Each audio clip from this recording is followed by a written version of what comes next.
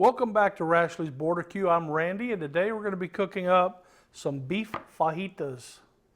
Nice looking beef fajitas. In case you're not familiar with beef fajita, long strips, skirt steak, beef fajita, whatever your butcher wants to call them. Really good eating, have a good flavor, and if they're prepared right, they're nice and tender. Let me get all my stuff together. Y'all come on back and we'll start prepping our fajitas. See y'all in a minute.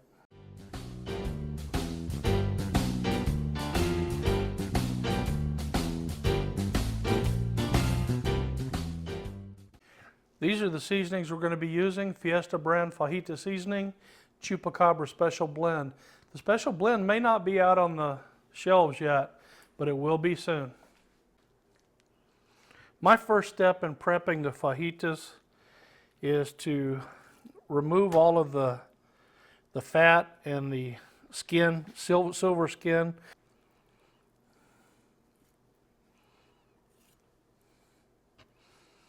You get the picture. Would you really want to chew on that? You can barely even tear it apart. Not good, not good at all. Let me finish trimming the fajitas, and we'll be back to start seasoning with our spices. This is all the fat and tough membrane that came off of it. So just that amount of meat yielded that much, I call it yucky food. So we'll get rid of that. We'll get this seasoned. Be right back. First we're going to put on a layer of the Fiesta brand Fajita seasoning.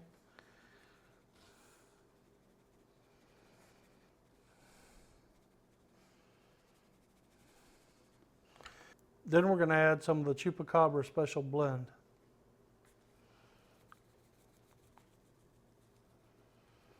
The special blend has a little coarser texture than the Fiesta brand.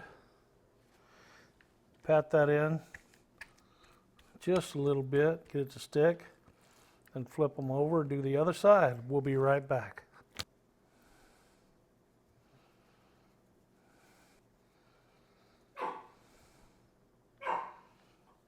All right, we're finishing up the seasoning on the back side. We're going to let it sit while I go outside and prep the grill. We're going to try a new orientation on the grill, so to speak. See y'all out there. Let's work on the grill. Okay, we're outside with the Yoder YS640. You notice I've got a top grill, top grate, and a regular set of grates in the bottom. What I'm going to do is pull the top grate out just to get it out of the way, make it easier. We're going to pull the bottom grates. We're going to take the heat diffuser out. I'm going to put the regular grates back in, and that'll give me a cooking zone over here, not quite so hot, and a cooking zone right over the grill grates, right on top of the fire. That's going to be a lot hotter for a sear. I can move the meat around as I need to. Let's get started.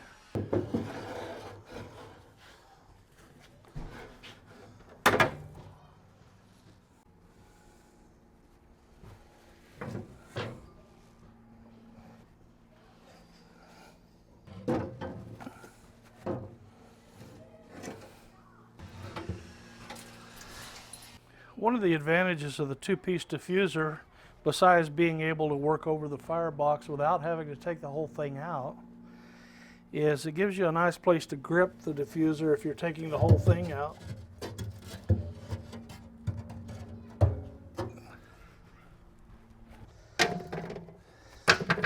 Before I lay the grates back in, I'm going to go ahead and take out the firebox grate and clean it.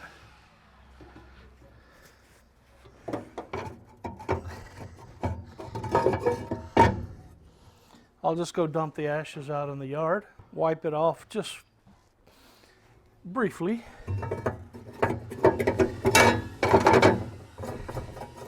And we're good to go. Let me get the regular grates back in. We'll lay the grill grates on top, get it started, get it warmed up, and we'll be ready to go to work. In that corner right there is the cord, the wire for the thermocouple. Want to make sure when you slide this grate, the first one over against it, you don't crush it. That's it, all the grates are back in. I'm gonna get my grill grates and we'll drop them in. Forgot about one little trick. I put all the grates back in.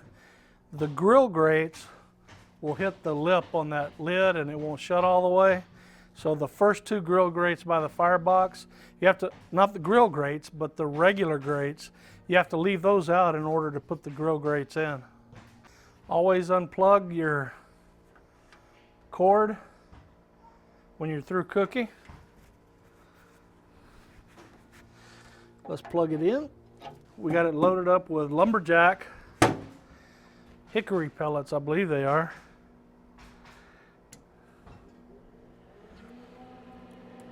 When mine first starts, I don't know if you can hear that noise, but it's actually the auger motor vibrating on top of the fan plenum.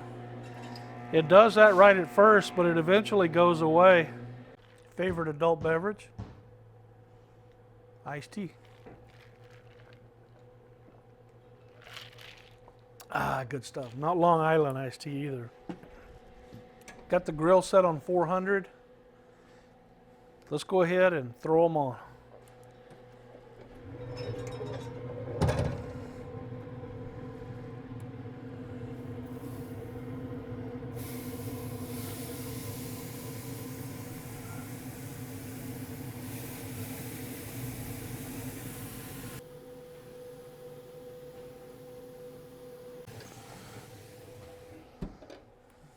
A lot of people will ask me, Randy, how do you cook X, Y, or Z? And I can never really tell them because I primarily cook by temperature. I might have some rough guideline of time within, I'll say on a brisket, within 5 or 6 hours. I've seen as much fluctuation as 5 to 6 hours in the time to buttery tenderness on a brisket. Fajitas, oh, it's not going to be 6 hours because the cook's not 6 hours, but I really honestly couldn't tell you because I cook them until they look right on the first side. I'll flip them and I'll cook them until I probe them and I get about 160 degrees, which is a little more well done than most people. Most people like their fajitas, but my wife likes hers well done. So I shoot for a 160 finish temperature, which means I may pull them at 150. They're not very thick, not 150, 155. They're not very thick, so there's not a lot of carryover. They start cooling down pretty quick, but I'll go for 155 to 157, pull them, tin them with foil, and they'll end up above 160, which is right where my wife likes it.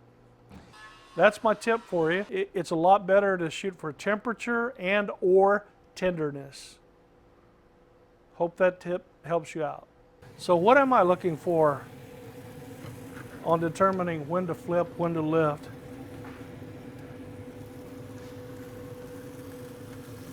You can see that it's starting to brown on that side. Got good grill marks. I'm going to go ahead and flip that one.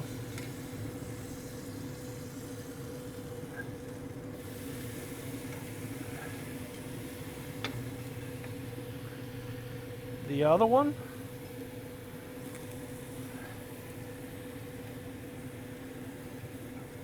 It's not as brown. I'm gonna move it back here where it seemed like the grill grates were a little hotter. And we'll let them go a little longer. Let's take a look at that piece we moved to the back. It's only been about an extra minute, minute and a half, but you can see how quickly, a lot hotter on that back side. Go ahead and flip it. I'm going to turn them 90 degrees and get them right over the flames. And we'll let it go. Top browning nice. Bottom starting to brown. That one's looking real good. This one's more done on the bottom, but it's right over the firebox. So we're going to move this one over here, move this one over here.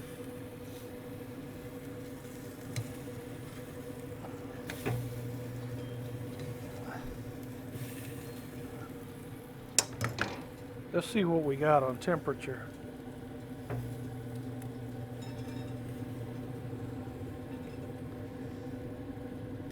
This one is done. This one on the outside, it was the one directly over the firebox. It's already over 170 degrees, so it's well done. Wife should be happy with that one. I'm gonna go ahead and move it outside. Let's check that one again. It might be done. Yeah, just in the few minutes I was resetting the camera, this came up about 8 degrees. So I'm gonna go ahead and move it way over here. Let them sit for just a second while I go grab something to pick them up. And we're gonna call it a day. Got my trusty cutting board.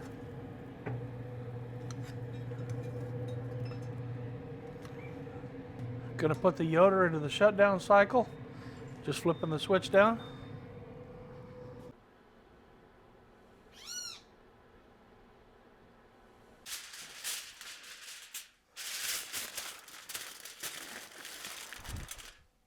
Got them tinted. We'll just let it sit there, rest, give it 5 or 10 minutes, and we'll take a cut out of it and see how good it is. There we go. They've rested for a while.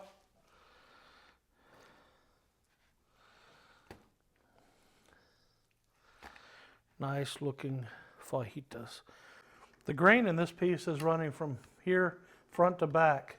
So when we slice the fajita, we always slice across the grain, not with the grain.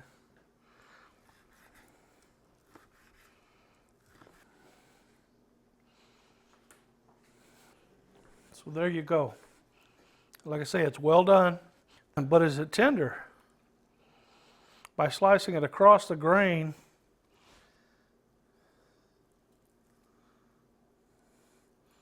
finger tear tender.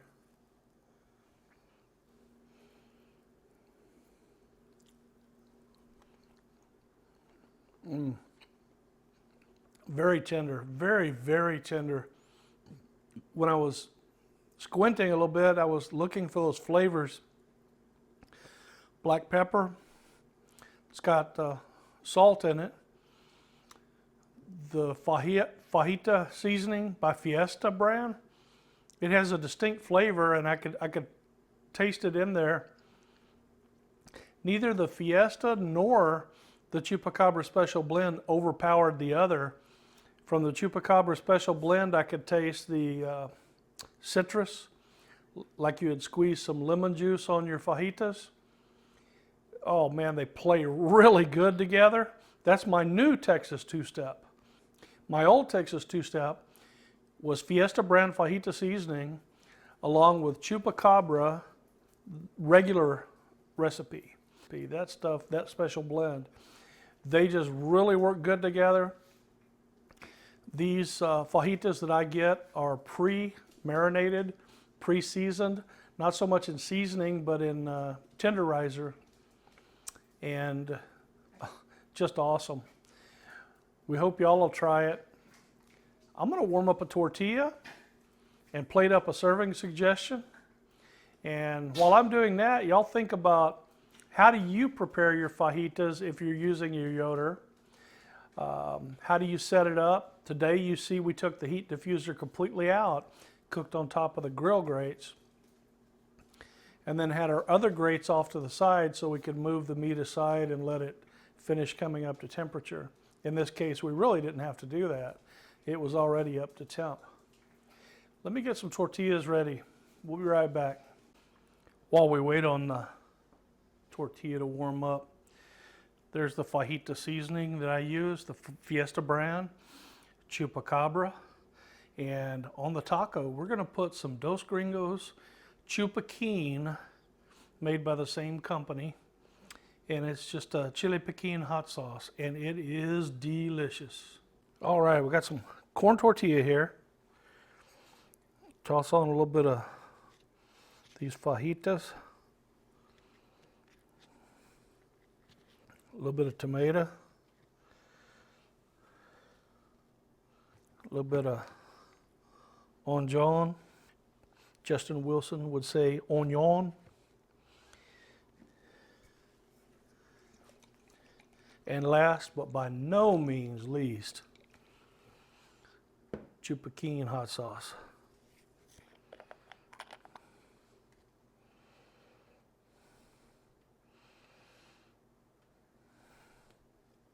The trick to the Chupacabra is to use it sparingly. Unless you like heat, pour it on. We're going to take some of the Chupacabra special blend and use it in place of salt. It's got some salt in it. There we go.